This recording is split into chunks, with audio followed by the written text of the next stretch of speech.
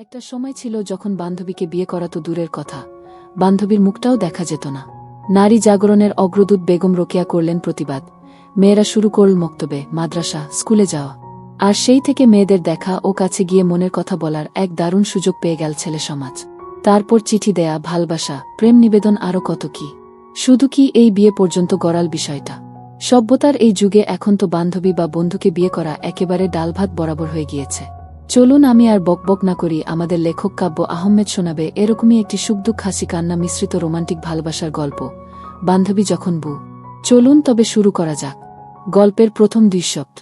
স্বর্ণা, তুই কি ভেবেছিস আমি তোকে ভালোবাসি? আরে বোকা, তোর মাথায় কি বুদ্ধি বলতে কিছুই নেই?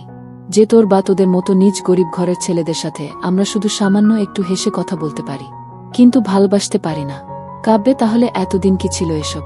আমি তো কোনো দিন তোমাকে বলতে যাই নাই যে আমি তোমাকে ভালোবাসি, বরং তুমি তো আমার পিছনে পিছনে ঘুরতে আর বলতে তুমি নাকি আমাকে ভালোবাসো। স্বর্ণা, আরে বোকা, তুই ছিলি আমাদের কলেজের টপার, আর তোর কারণে আমি কলেজে টপ হতে পারছিলাম না। তাই তোর সাথে এতদিন ভালোবাসার অভিনয় করেছি, যাতে আমার ভালোবাসায় পাগল হয়ে তুই লেখাপড়ায় আমার থেকে পিছিয়ে পড়িস। আর এখন দেখ তুই কতটা পিছিয়ে পড়েছিস। তুই আমার থেকে এতটা পিছিয়ে পড়েছিস যে কোনোভাবেই আর আগের অবস্থায় ফিরে আসতে পারবি না। আর এদিকে কলেজের সবাই আমার দিকে তাকিয়ে হাসতেছে, আর একে অন্যকে বলতেছে, দেখছিস কাক ময়ূর হতে চেয়েছিল। কিন্তু কাক এটা হয়তো জানতা না যে কাক যদি না ময়ূরের পেখম পড়ুক, কাক কাকি থাকে। কাক কখনো ময়ূর হতে পারে না। আমি ওদের কথা শুনে যতটা না কষ্ট পেয়েছি, তার থেকেও বেশি এটা ভেবে কষ্ট পেলাম যে জীবনে এত বড় একটা ভুল করলাম। শেষ পর্যন্ত আমি কিনা একটা ভুল মানুষকে ভালোবাসলাম, যে কিনা এতদিন শুধু আমার ক্ষতি চেয়ে এসেছে। তাকেই ভালবেসেছি। ছি ছি ছি, এসব ভাবতেই বুকটা যেন আমার কষ্টে শেষ হয়ে যাচ্ছে। তাই কলেজে আর না থেকে বাড়িতে চলে আসলাম। ওখানে থেকে আর অপমানিত হতে পারছি না। ওহ, আপনাদের তো আমার পরিচয় দেওয়াই হয় নাই। আমি হলাম কাব্য আহমেদ নীল, মধ্যবিত্ত পরিবারের বাবা মায়ের একমাত্র ছেলে।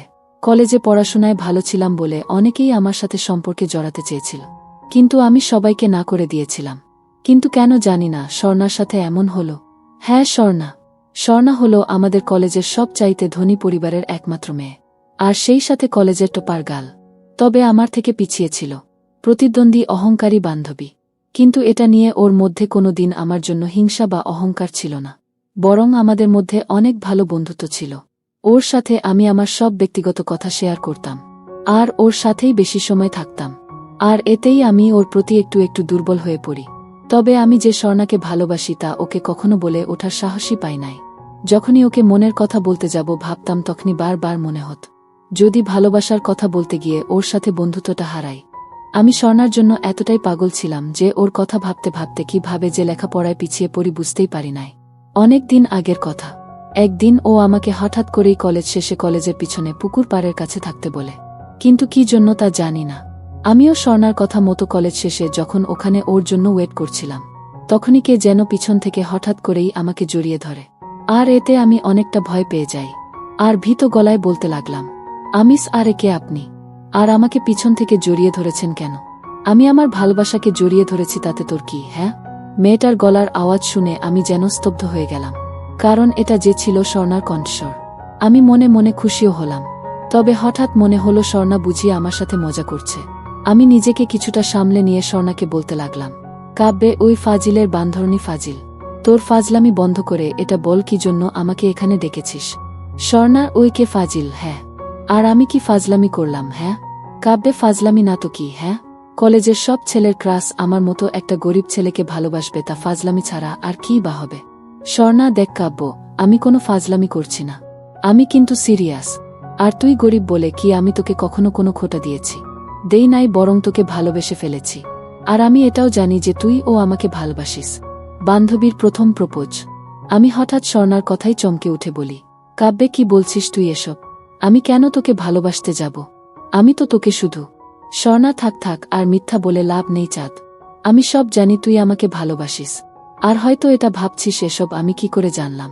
তাহলে শোনো, তুই একদিন আমাকে বলেছিলি যে তুই তোর মনের সব অব্যক্ত কথা তুই তোর এই ডায়েরিতে লিখিস, আর আমি সেখান থেকেই জানতে পেরেছি। তাই তোর না বলার কোনো মানেই দেখি না। আর একটা কথা মনে রাখিস, ভালোবাসা কখনো টাকা পয়সা, ধনী গরিব থেকে আসে না। এটা আসে মানুষের সুন্দর একটা মন থেকে, আর সেই মন থেকেই আমি তোকে ভালোবাসি। বলেই আবার আমাকে জড়িয়ে ধরে। আমি কি আর বলবো ভেবে পাচ্ছি না। একে তো আমিও ওকে ভালোবাসি, আর এতদিন ওকে হারানোর ভয় ছিল। কিন্তু ও যখন আমাকে ভালোবাসে তখন কি লাভ ওকে ফিরিয়ে দিয়ে। তাই আমিও ওকে ভালোবাসি। আর এভাবেই শুরু হয় আমাদের ভালোবাসার রঙিন দিন। ওর সাথে সম্পর্কে জড়ানোর পর থেকে আমি সব কিছুতেই পিছিয়ে পড়ি। আর এতটাই পিছিয়ে পড়ি যে যেখান থেকে পূর্বের অবস্থায় ফিরে যেতে অনেক সময়ের প্রয়োজন, কিন্তু হাতে বেশি সময় নেই। তবুও অনেক কষ্টে নিজেকে কিছুটা গুছিয়ে নেই। যাই হোক, দেখতে দেখতে আমাদের হাসক ফাইনাল পরীক্ষা আসে। অনেক কষ্টে আমি সবগুলা পরীক্ষা দেই। আর যেদিন পরীক্ষার রেজাল্ট দেয় সেদিন আমার মাথায় যেন আকাশ ভেঙে পড়লে। কারণ একমাত্র আমি সবার থেকে একটু বেশি খারাপ রেজাল্ট করেছি। তাই আজ আমাকে সবাই অপমান করছে।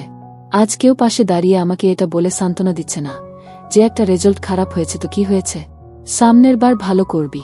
মনে মনে কষ্ট নিয়ে যখন আমি স্বর্ণার কাছে যাই তখন সে আমাকে কতটা ভালোবাসে, কতটা পাশে আছে তার প্রমাণ কি দিল তা তো দেখতেই পেলেন। পরিবারে প্রথম ঝড়। যাই হোক, মনে একরাশ কষ্ট নিয়ে যখন বাড়ির দিকে যাচ্ছিলাম তখন একটা কথাই বারবার মনে হচ্ছিল, কোনো মুখ নিয়ে বাবা মার সামনে যাব। তবুও বাড়িতে যাচ্ছি, কারণ নিজের কারণে যে ভুল করেছি তার ফল তো ভোগ করতেই হবে। এসব ভাবতে ভাবতে কখন যে বাড়ির কাছে চলে এসেছি বুঝতেই পারি নাই।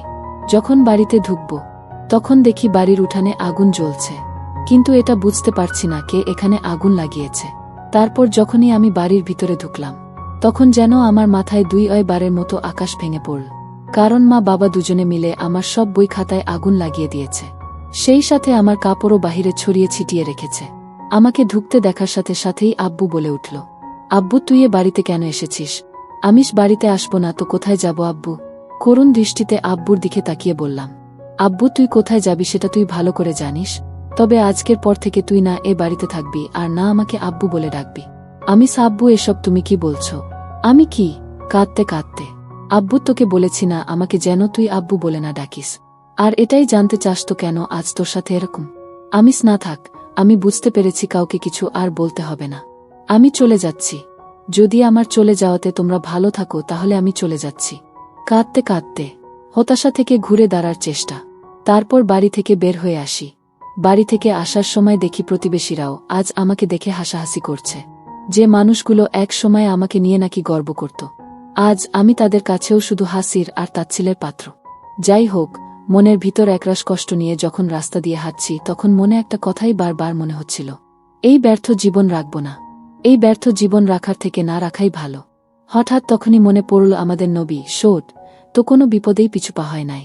ইসলামের দাওয়াত দিতে গিয়ে হাজারো কষ্টের সম্মুখীন হয়েছেন, কত কঠিন কঠিন পরীক্ষার সম্মুখীন হয়েছেন। কখনো তো তিনি হতাশ হন নাই, বরং বারবার চেষ্টা করেছেন। আবার আমাদেরকেও হতাশ না হয়ে চেষ্টা করতে বলেছেন। হ্যাঁ, আমিও চেষ্টা করব, আর অন্যদেরকেও এটা দেখিয়ে দিব। কাব্য পিছিয়ে পড়ার ছেলে নয়। আমি নিজেকে এমনভাবে তৈরি করব যাতে আজ যারা আমাকে অপমানিত করল তারাই যেন একসময় নিজের কাজের জন্য অপমানিত বোধ করবে। আর তাই আমি নিজেকে নতুন রূপে তৈরি করার জন্য সবাইকে ছেড়ে আজ আমি চলে যাচ্ছি।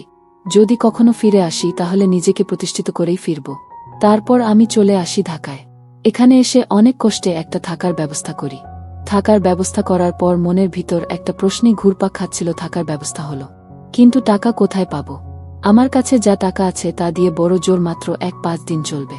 কিছু একটা করতে হবে যাতে নিজের স্বপ্নগুলো আবার শেষ থেকে শুরু করতে পারি। যাই হোক, ঢাকায় এসে অনেক কষ্টের পরও একটা চাকরির ব্যবস্থা করতে পারলাম না। তখন নিজেকে খুব অসহায় মনে হচ্ছিল। ক্রমশ নিজের ইচ্ছার শক্তি হারিয়ে ফেলছিলাম। প্রতিটা মুহূর্ত শুধু এটাই মনে হচ্ছিল, আমি নিজেকে কি আবার প্রতিষ্ঠিত করতে পারব, নাকি আমার স্বপ্নগুলো বালির বাঁধের মতো ভেঙে যাবে। তবুও নিজেকে কিছুটা শান্ত রেখেছিলাম, আর আল্লাহর কাছে একটাই প্রার্থনা করতাম যাতে ভাগ্য কিছুটা সহায় হয়। টিউশন স্যার আমি। তারপর হঠাৎ করেই একদিন বাড়ির মালিকের ছোট ছেলে আমাকে এসে বলে যায় আমাকে নাকি বাড়ির মালিক ডেকে পাঠিয়েছে। মনের মধ্যে একটা অজানা ভয় কাজ করছে। জানি না কাজ জোগাড় করতে পারছি না বলে আবার বাড়ি থেকে বের করে দিবে না। এরকম হাজার চিন্তা মনের মধ্যে ঘুরপাক খাচ্ছিল। যখন আমি বাড়িওয়ালার বাড়িতে যেয়ে বাড়ির কলিং বেল বাজতেই বাড়িওয়ালার বউ দরজা খুলেই বলতে লাগল, আন্টিস, ওহ বাবা তুমি আসো, ভিতরে আসো। তারপর আন্টির সাথে তাদের বাড়ির ভিতরে যাই। আন্টিস, আরে বাবা দাঁড়িয়ে আছো কেন, চেয়ারে বসো।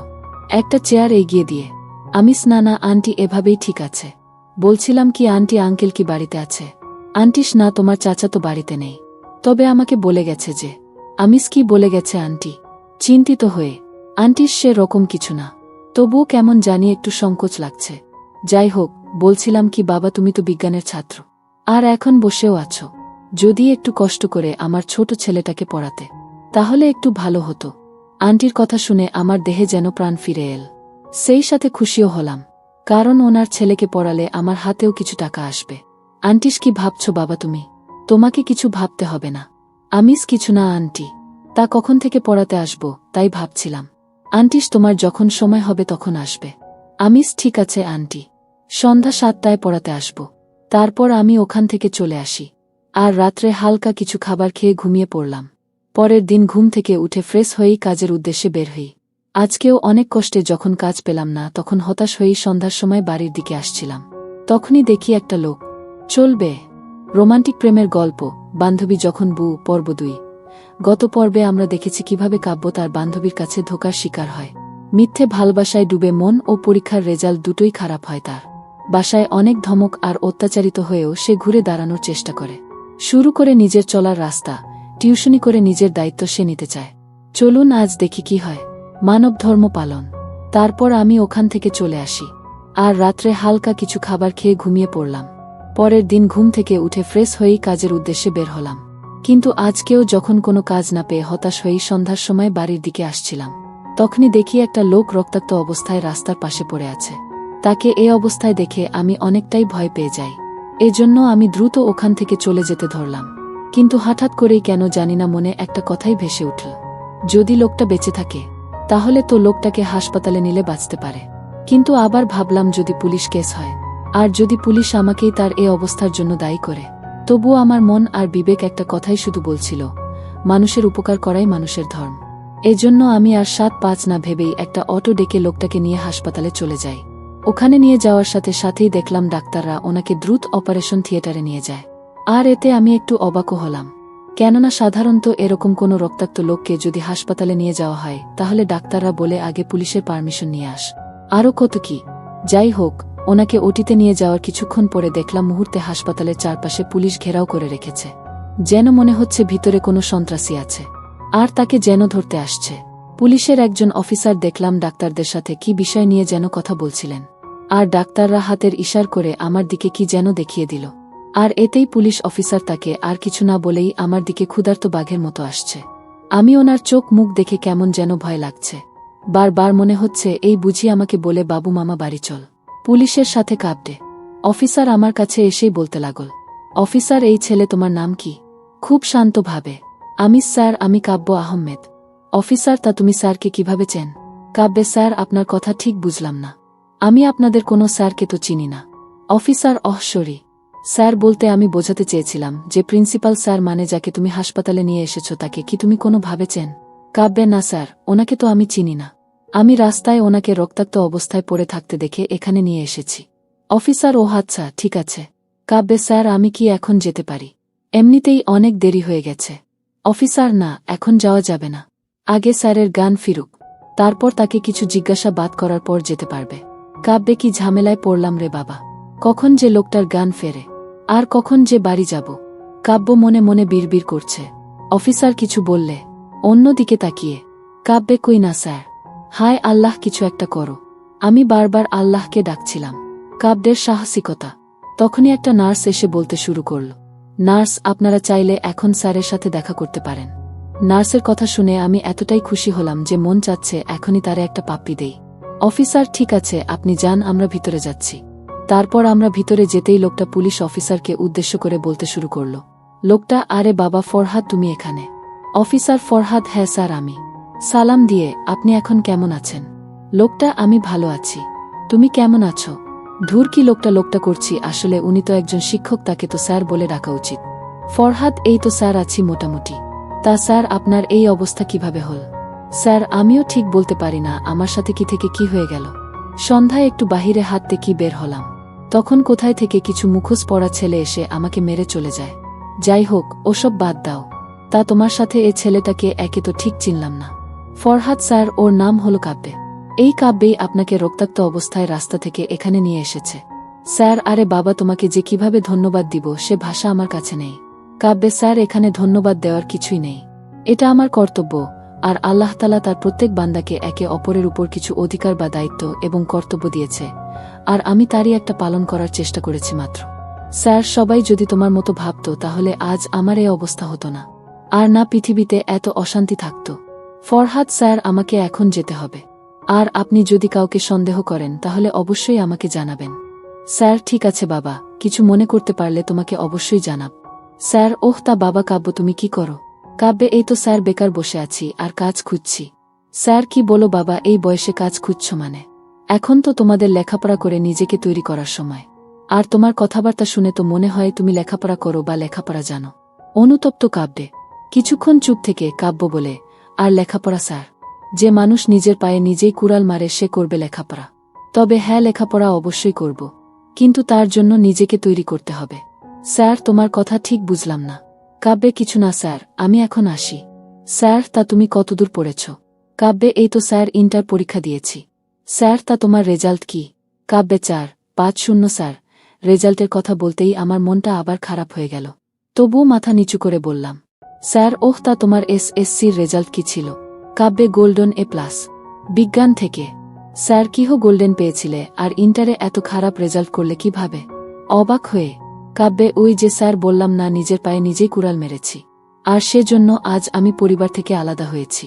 যাই হোক স্যার, আমার কথা বাদ দিন, আমাকে এখন যেতে হবে, আর কালকে আবার কাজের খোঁজে বের হতে হবে। স্যার, স্যার, কি যেন ভাবছে। কাব্যে, আসি স্যার। এই বলে আমি যখনই রুম থেকে বের হতে যাব তখনই স্যার বলে উঠলেন, স্যার, তা তুমি কি আর পড়তে চাও না? পিছন ফিরে বলতে লাগলাম, কাব্যে, পড়তে তো চাই স্যার, কিন্তু পড়ব কিভাবে বলুন? সামান্য যে আমি কলেজের চয়েস দিব তার টাকাই আমার কাছে নেই, সেখানে কিভাবে অন্য কলেজে ভর্তি হব? স্যার, যদি তুমি পড়তে চাও তাহলে তোমাকে আমি আমার কলেজে ভর্তি করাতে পারি। কাব্যে, স্যার করুণা করছেন নাকি? আমি আপনার জীবন বাঁচিয়েছি বলে তার প্রতিদান হিসাবে আমাকে আপনি আপনার কলেজে ভর্তি করানোর কথা ভাবছেন? স্যার, যদি এটা ভেবে থাকেন তাহলে ভুল ভাবছেন। আমি কখনো অন্যের উপকার করে তার থেকে সেই উপকারের প্রতিদান নেই না। আর যদি করুণা করার কথা ভাবেন তাহলে তো আমি কোনো দিনও আপনার সেই করুণার ভার নিতে পারব না। আসি স্যার, আর আমার কথায় যদি মনে কষ্ট পেয়ে থাকেন তাহলে মাফ করবেন, দুঃখিত। স্যার, তুমি ভুল ভাবছ বাবা, আমি তোমাকে করুণা বা তুমি আমাকে যে উপকার করেছ তার প্রতিদান দিতে চাচ্ছি না। আমি তোমার কথা শুনে বুঝতে পারছি তোমার মনের ভিতর খুব বড় একটা কষ্ট লুকিয়ে রয়েছে, যার কারণেই হয়তো তুমি পরীক্ষার খারাপ রেজাল্ট করেছ। আর হয়তো তুমি ভাবছ আমি আমার উপকারের প্রতিদান দেওয়ার জন্য তোমাকে আমি আমার কলেজে ভর্তি করাতে চাচ্ছি, কিন্তু তাও না। আমি তোমার ভিতর কিছু একটা করার ইচ্ছার যে প্রবণতা আছে তা দেখতে পাচ্ছি, বিধায় আমি ভাবলাম তোমাকে আমার কলেজে ভর্তি করাবো। এখন ভেবে দেখো তুমি তোমার লক্ষ্যতে এগিয়ে যেতে চাও নাকি বাকি সব দুর্বলদের মতো পিছিয়ে পড়তে চাও? স্যারের এসব কোনো কথাই আমার মাথা বা মনকে ছুতে পারল না, কিন্তু একটা শব্দ, দুর্বল, হঠাৎ এই শব্দটা কেমন যেন রাগ আর জেদ ধরিয়ে দিল। কাব্যের নিঃশব্দ আর্তনাদ। আমার কেন যেন চিৎকার করে বলতে ইচ্ছা করছে, আমি দুর্বল নেই, দুর্বল নেই। তখন মনের ভিতর একটা কথাই উকি দিল, প্রত্যেক মানুষ তার ভুল শুধরানোর একটা সুযোগ পায়, আর আমি যখন একটা সুযোগ পেয়েছি তখন এটা হাত ছাড়া করা আমার জন্য একটা বোকামি। কিন্তু আমি কি কারো করুণা নিচ্ছি? স্যার, কি হলো বাবা, এত কি ভাবছ? কাব্যে, কিছু না স্যার। স্যারের কথায় আমার ভাবনার ছেদ ঘটল। ভাবছিলাম আমি আপনার কলেজে ভর্তি হব, তবে আমার একটা শর্ত আছে। স্যার, কি শর্ত? কাব্যে, আমার শর্ত এটাই যে আমি আপনার কলেজে ভর্তি হব, তবে ভর্তির টাকা আমি আপনাকে দিয়ে দিব। স্যার, ও এই কথা? আচ্ছা, তোমার যা ইচ্ছা। আগামীকাল তুমি কলেজে যাবে, আর আমি কলেজে তোমার কথা ফোন করে বলে দিব। কাব্যে, আচ্ছা ঠিক আছে, ধন্যবাদ স্যার। স্যার, এখানে ধন্যবাদ দেওয়ার মতো আমি কিছুই করি নাই, আর তুমি তো বললে মানুষ হয়ে মানুষের উপকার করাই ধর্ম। কাব্যে, তবু স্যার, আপনি হয়তো জানেন না আজ আমার মাথা থেকে কত বড় একটা চিন্তার বোঝা নেমে গেল। যাই হোক স্যার, আমি এখন আসি। স্যার, ঠিক আছে, সাবধানে যাও। ছেলেটার সাথে মনে হয় আমার মতোই কিছু একটা হয়েছে, তা না হলে যত খারাপ রেজাল্টই করুক না কেন কোনো বাবা মাই তাদের সন্তানকে নিজেদের থেকে দূরে ঠেলে দেয় না। বলেই একটা দীর্ঘশ্বাস ফেললেন। মনে মনে কথাগুলো ভাবল, স্যার, আজ আমার খুব খুশি লাগছে। আজ যদিও একটা কাজও পেলাম না, তবে আল্লাহ তাআলা আমাকে আজ যা দিয়েছেন তা আমার কাছে এতটাই দামি যা বলার মতো না। যাই হোক, অনেক রাত হয়েছে, তাই আর কোনো কিছু না খেয়েই ঘুমিয়ে পড়লাম। পরের দিন সকালে ঘুম থেকে উঠে ফ্রেশ হয়ে 2টো বিস্কিট খেয়ে কলেজের সব কাগজ নিয়েই কলেজের দিকে একটু তাড়াতাড়ি বের হয়ে গেলাম। এখন কি করব বলেন তো? আর আমি বাবার হোটেলে থাকি না, এখন নিজেকেই নিজের জন্য সব করতে হয়। First day Ed college. যাই হোক, প্রায় আধা ঘন্টা পর আমি স্যার যে কলেজের প্রিন্সিপাল সেই কলেজে পৌঁছে যাই। কলেজের ভিতর যাওয়ার সাথে সাথেই দেখি কলেজের ছেলে মেয়েরা আমার দিকে অবাক হয়ে তাকিয়ে আছে, আবার কেউ কেউ আমার দিকে তাকিয়ে হাসছে, হয়তো আমার পোশাক দেখে। আমি সেদিকে খেয়াল না দিয়ে কলেজের অফিস রুমের দিকে যেতেই হঠাৎ করেই কিছু একটার সাথে ধাক্কা খেয়ে পড়ে গেলাম। আর এদিকে পুরো কলেজে হাসির রোল পড়ে গেল। হে আল্লাহ, আমি কি কোনো পিলারের সাথে ধাক্কা খেলাম নাকি? কিন্তু পিলারের সাথে ধাক্কা খেলে তো আমার ব্যথা পাওয়ার কথা, তাহলে আমি শুধু মাটিতে পড়ে গেলাম কিন্তু ব্যথা পেলাম না কেন? ব্যাপারটা কি? তাই মাটি থেকে উঠতে উঠতে সামনে তাকাতেই দেখি একটা মেয়ে। শুধু মেয়ে বললে ভুল হবে, যেন একটা নীল পরী। আমার সামনে রাগী লুক নিয়ে দাঁড়িয়ে আছে। তার আমার দিকে তাকিয়ে থাকা দেখে মনে হচ্ছে আমাকে যেন চিবিয়ে খাবে। তাই পরিস্থিতি সামলে নিতে আমি মাথা নিচু করে সরি বলতেই ঠাস ঠাস। বুঝতে পারলেন না মেয়েটা আমাকে চোর মেরেছে। আর এত জোরেই চোর মেরেছে যে মনে হচ্ছে আমার সব কয়টা দাঁত বের হয়ে যাবে। চোরে মেরেই বলতে লাগল, মেয়েটার কোথা থেকে যে এসব খ্যাত লুচ্চা ছেলে আমাদের কলেজে আসে আল্লাহই জানে। কাব্যে দেখুন আপু, আমি ইচ্ছা করে। মেয়েটা ওই খ্যাতের বাচ্চা খ্যাত, এটাই বলতে চাচ্ছিস তুই ইচ্ছা করে আমার সাথে ধাক্কা খাস নাই? তোদের মতো ছেলেদের আমার খুব ভালো করেই চেনা আছে। আমাদের মতো বড় ঘরের সুন্দরী মেয়ে দেখলেই ধাক্কা খেতে মন চায় না। এরকম আরও অনেক বাজে কথা বলে সে চলে যায়। আর আমি মাথা নিচু করে সব সহ্য করে নিলাম। আমি চাইলেই মেয়েটার প্রত্যেকটা কথার জবাব দিতে পারতাম, কিন্তু না, আমি তা করলাম না। কারণ আমি আমার জীবনে মেয়েদের সাথে কোনো সমস্যা বা কোনো সম্পর্কে জড়াতে চাই না। যাই হোক, তারপর আমি অফিস রুমে গিয়ে এক স্যারের কাছ থেকে সহকারী প্রিন্সিপালের রুমের ঠিকানা নিয়ে প্রিন্সিপালের রুমের কাছে গিয়ে দরজায় নক করতেই প্রিন্সিপাল কামিন। কাব্যে ধন্যবাদ স্যার। সালাম দিলাম। প্রিন্সিপাল, তোমাকে তো চিনতে পারলাম না। কাব্যে স্যার, আমাকে প্রিন্সিপাল স্যার পাঠিয়েছেন।